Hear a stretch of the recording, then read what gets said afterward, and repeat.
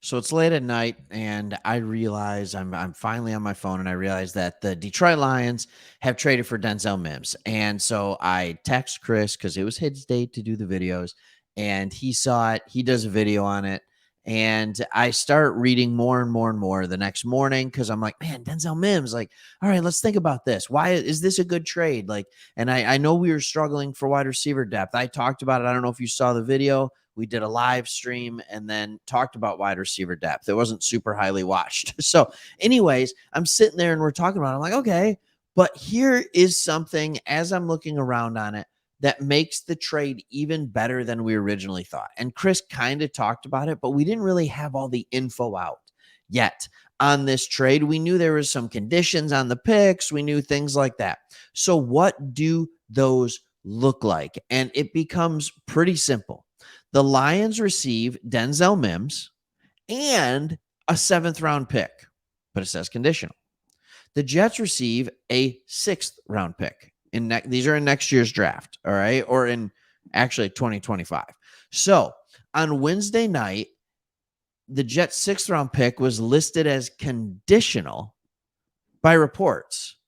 But NFL Network's Tim Pelissero provided some clarity on the conditions, and it's simple. This is what I love.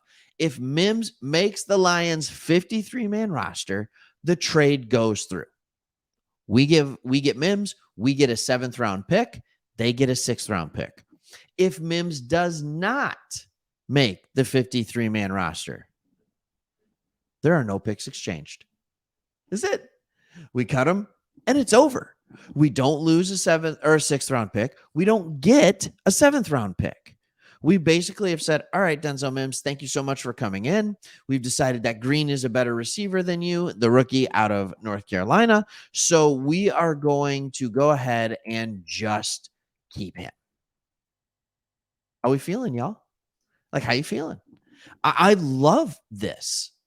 Honest to goodness, I absolutely love this. So I'm sitting there and I'm wondering to myself, like, why are we not anything but excited about this? And then you go in and you look at the intangibles of Denzel Mims and you see that he has elite level characteristics. So I went and I'm like, let's be honest. He hasn't played that much. He hasn't honestly done that much as in his career. Okay. I mean, honest to goodness, his rookie year was his best year. Sam Darnold was his quarterback. He got 41 targets. He got 23 receptions, 357 yards. He actually put together pretty decent PFF numbers, if I'm being completely honest. All right. But then it just got worse from there. He only had 19 targets in 21, 25 targets in 22, and the reception percentage was under 50%. It wasn't good. There wasn't a connection. There wasn't an opportunity. But here's why you have to be excited about it. The Jets quarterbacks are absolute garbage. They're terrible. And the Jets know that they're terrible. The Jets had still enough talent to win when they had garbage quarterbacks. This is a guy who's 6'3", 207 pounds. He has 4.4 under sub 4.4 speed. All right. He played his college ball at Baylor. So I wanted to do some more digging on this guy. And I wanted to be like, what was he in college? So I found some numbers on that, just in case you're wondering. All right. His sophomore year was when he started being able to play. And then he put together 3 really good seasons. He had 61, 55, and 66 grabs.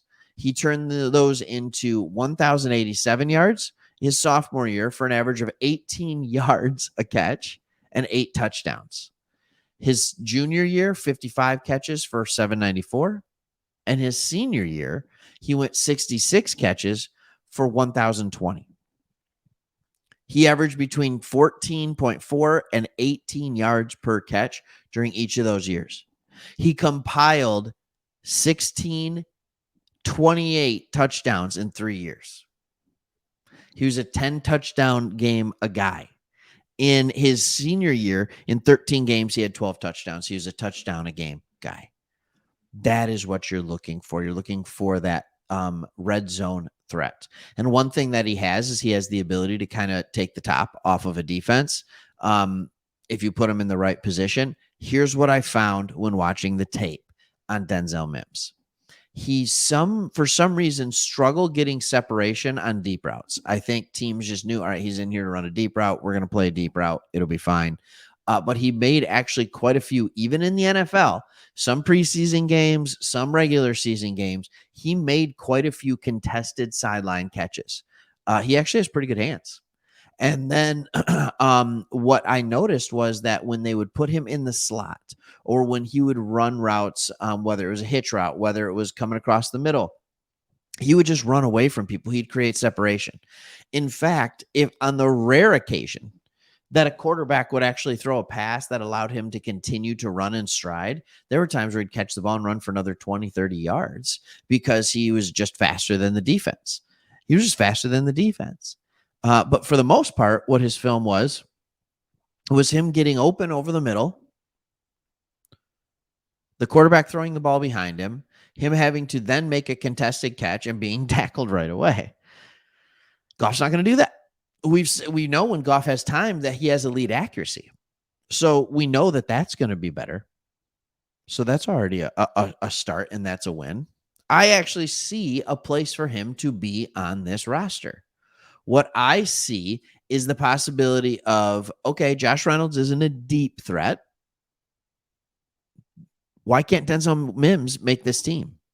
Why can't the starting 5 wide receivers coming out of training camp, because remember, Jameson Williams is suspended, be St. Brown, Reynolds, Khalif Raymond, Marvin Jones Jr., and Denzel Mims? You have St. Brown and Khalif Raymond that can play in the slot. You've got Marvin Jones Jr., Josh Reynolds, and Denzel Mims that can play on the outside. Like, why aren't we doing this? Are you telling me Denzel Mims isn't a better shot in the dark than going for another round with Trinity Benson, than going another round with Maurice Alexander? Like, that's good. I think the way that he doesn't make this team, because we know what we have in Tom Kennedy, and he is effective when he's on the field. Like, don't get me wrong, but he's not an outside receiver. Okay, he's firmly behind St. Brown and Khalif Raymond, unless Khalif Raymond has just a massive physical downturn over the offseason. So we know what Tom Kennedy is. Trinity Benson, thank you, we tried. Maurice Alexander, no. The only way is if Antoine Green or Chase Cota end up just balling out, one of our rookies, and they end up being phenomenal. That's going to be the only way. It's going to be the only way, in my mind, that Mims doesn't make this team. I think he makes it out of training camp. And I think why he makes it is because he provides at a lower level, Spartan brand, don't get me wrong, okay, Spartan brand version of what Jameson Williams provided. The ability to move him around the field, to get open, to have enough speed to take the top off the defense and be a deep threat beyond Marvin Jones. Okay, because does Marvin Jones still have it? I don't know. He did last year in Jacksonville, by the way. He still had it. All right. So, anyways, that's my thoughts. This is why the trade is even better than we originally thought, because we're essentially getting him for free. We're getting him for free. And a swap of a 6th and 7th round pick is almost for free anyway. But then the fact that it has the thing of, oh, by the way, if he doesn't make the team, there's nothing. We just sent him to you for free. It's amazing. All right. See you on the next one. Thanks for watching.